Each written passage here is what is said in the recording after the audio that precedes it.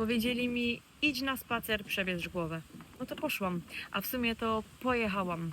I teraz jestem w miejscu, które wygląda jakby ktoś wziął Mazury i jeszcze coś z Pinteresta, włożył to do jednego garnka i zapomniał powiedzieć reszcie Polski, co to jest. To jest ten klimat, idealny na dzień offline i serio, nie wiem dlaczego dopiero teraz tu trafiłam, ale wiem, że Tobie też się spodoba.